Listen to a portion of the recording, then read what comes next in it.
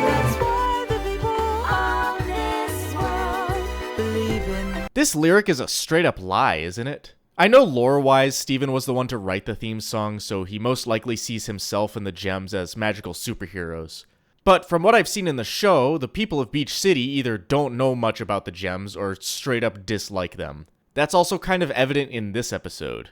In this overhead shot of Beach City, there's this cave on the cliff here, which is even labeled on an official map from one of the art books. There's never any scenes in there, but it's there. Beach City is weird. They should keep it that way. This is the happiest face I've ever seen Garnet make. And it's not even her face. You know, back in the day when this show was at its peak popularity, people would make gem sonas, and I think the fandom missed out on an opportunity to make Steven sonas. It's as easy as swapping the palettes and maybe changing the eyes, maybe adding a gem. Come on, this could be the greatest forced meme in this show's history. Advance! When the gems jump like this, shouldn't they be damaging what they're standing on? Like, this deck should be damaged unless Garnet is manipulating her weight, which is entirely possible with the way gem anatomy works.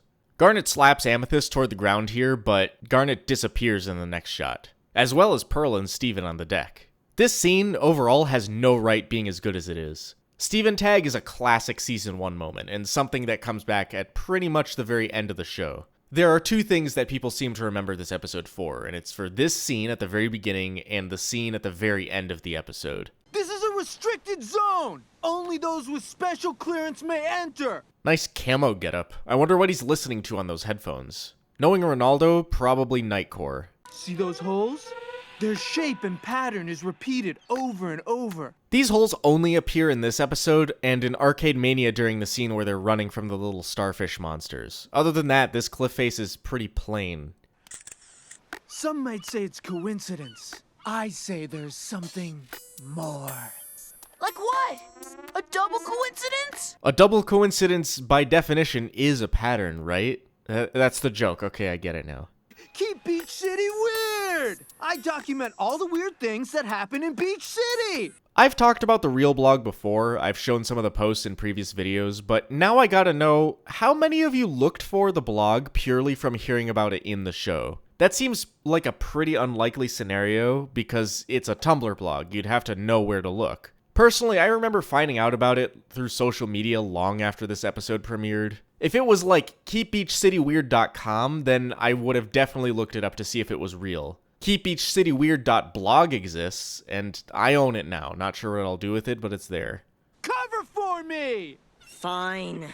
But this is the last time, or I'm telling Dad. Dude, this character would have been perfect for a friend to bring Steven back down to reality. Like the normal, down-to-earth kid who doesn't get involved in gem stuff. He does it here for Ronaldo. This show is filled to the brim with missed opportunities, and PD is one that really stands out to me, especially this early on. This is some kind of real tool that's sold as ghost hunting equipment, which is totally bogus. I mean, all ghost hunting equipment is bogus because I don't believe in ghosts, but this one especially. I think people hear the phrase spirit level and take it way too literally.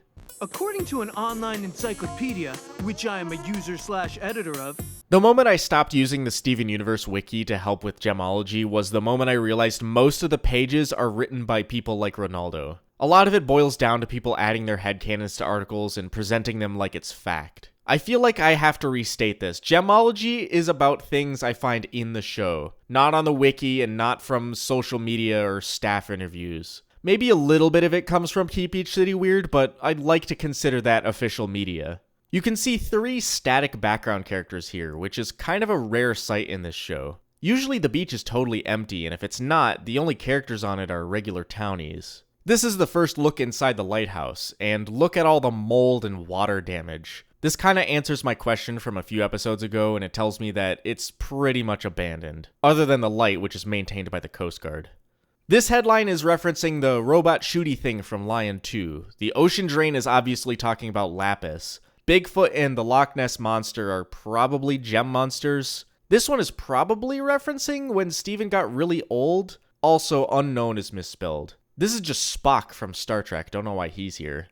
snake people, or Sneeple. Sneeple is so burned into my lexicon, and the rest of the fandom as well. There's this talk of Sneeple being part of Lars of the Stars, which would be funny, but it's just rampant speculation, as with anything about Lars of the Stars. The snake represents their hold on our country. I thought the snake would represent the snakes. Just like how the real pyramid represents that the US government is secretly puppeted by Egyptian mummies. Not to get political, but tell me these people weren't all found in a sarcophagus. Alright, let me talk Ronaldo because I'm a bit of a Ronaldo apologist. I think Ronaldo is a funny character. He's a perfect parody of all these chronically online conspiracy theorists, Reddit atheists, flat earthers, weeaboos, people who get in arguments in the comment sections and 4chan threads, and try to run with that same energy in real life conversations. You might hate me for what I'm about to say, but it's a fact, a really harsh one. Ronaldo is one of this show's most consistent, most perfectly written characters. He's an obnoxious asshole, that's the point, but that's also the problem. His only purpose is to exist as a parody character, but if people don't like the jokes that come out of him, they're gonna hate him as a character because he's an asshole. Combine that with the fact that he's the focus of one of the worst episodes in the show, and he becomes the most hated character throughout the whole fandom. I don't hate him, I wouldn't even put him on the list of top 10 worst characters, but that's only because I like the humor that he brings. That's just me though, I don't expect anyone to change their opinion just based on mine. Look at this!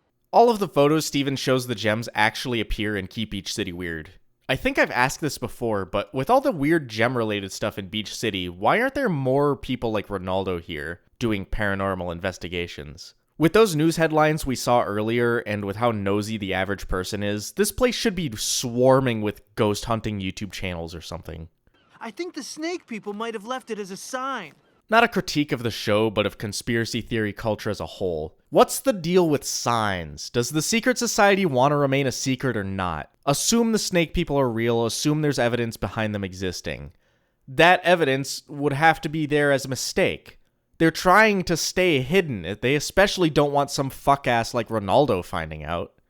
Truth is searching for anything that proves you're right, no matter how small, and holding on to that. Hello, Steven Universe fans, especially the theorists out there. This is what I hear when I see theories like PD is pink diamond foreshadowing, or Lars is trans, or Garnet is a fusion, with like one piece of cherry-picked evidence to support it. It's not canon, call it what it is. It's just a theory.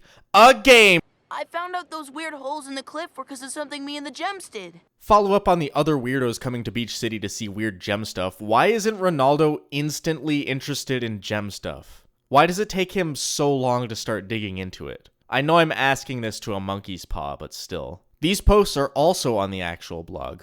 Humans just lead short, boring, insignificant lives, so they make up stories to feel like they're a part of something bigger. They want to blame all the world's problems on some single enemy they can fight, instead of a complex network of interrelated forces beyond anyone's control. As true as that is, that's racist. Also, kind of a parallel to the show as a whole. There's no true villain of Steven Universe. At least no big bad evil guy that causes all the problems like in other media, especially shows like this. This big purple crystal has been in the background during a lot of scenes in the house, and I think it's high time I point it out. Is it magic, or does it just look cool? What are these? Checkers? Coasters? Pie show tiles? I'm gonna go fix Ronaldo! I'll be back in an hour. Steven telling Pearl how long he'd be gone is absolutely the only reason they come looking for him later. We found that out in last episode. If he doesn't mention it, they just assume he's fine, even if he's potentially starving to death on a desert island. I like Petey's goofy whistling face here that just switches between two different frames. Steven just had a Snursen costume? Was that his Halloween costume from a previous year or something? Did he somehow put it together in like the 8 seconds before he left the house? Also, Ronaldo and Petey believe this? Especially Petey. Ronaldo just wants to believe. I think this scene would have worked much better at night. I love dramatic scenes that take place in lighthouses like this. BioShock comes to mind. The bright-ass light makes everything so ominous. The tape over the costume's mouth preventing Steven from talking is pretty goofy. There's a lot of cartoon logic in this episode that you just kind of have to accept and move on with. Hello. Very courteous. I love this line delivery. Man, even though it was one line, you get so much personality out of Garnet. It's a far cry from the beginning of the series, where every other line out of her was stilted and dry. We know you have our Steven! Give him up, Curly! I love how protective they are of him here. Where was that last episode? Alright, that's the last time. I'll stop beating the gems not rescuing him from the island dead horse. And you! Using your gem powers on humans! All you Ronaldo haters out there have to take some satisfaction in seeing him get bodied during this scene, right? Even I love it when Garnet smashes a barrel over him. It just isn't that simple. There's got to be more to it than just you. Of all the Ronaldo predicting stuff correctly lines, people seem to miss this one. Like, gem history, Earth history, the future of both, it all has Steven at the center in one way or another. I don't know how intentional that was when this episode was written, but it feels like it carries a lot of weight when you take the whole show into consideration, not just the events they mention in this episode. I know what the diamond means. Polymorphic sentient rocks! The other things Ronaldo gets right is that, and hollowing out the Earth, and he's the first character who uses the phrase Great Diamond Authority, which is so on the nose it's almost unbelievable. This episode is super middle of the road to me. It's got its funny moments, but it's also not very eventful. There's no real character development, and the only action is Ronaldo getting smashed with a barrel. It's not bad, it's not boring, but I also just don't find it very fun. I want to call it filler, and it is mostly, but this show likes to do this thing where the writers put like one important line in an episode, so people can't say that it's not important. In this episode, it's him making all those predictions. That's the one through line that ties this episode to the rest of the show. Otherwise, you miss this episode, you haven't really missed much. Except Steven Tag, that's iconic. And if you want to see new videos a week before they premiere on YouTube, you can subscribe to my Patreon for just a couple bucks. The link is in the description, as always. Shoutouts to my journeyman patrons, Anri Wickers, Boomblork, Cinderant, Scala LD, and the Tamara. Also shoutouts to these apprentice patrons. Next episode, we're gonna have guests, we're gonna have a nice fusion cuisine, you better be on your best behavior.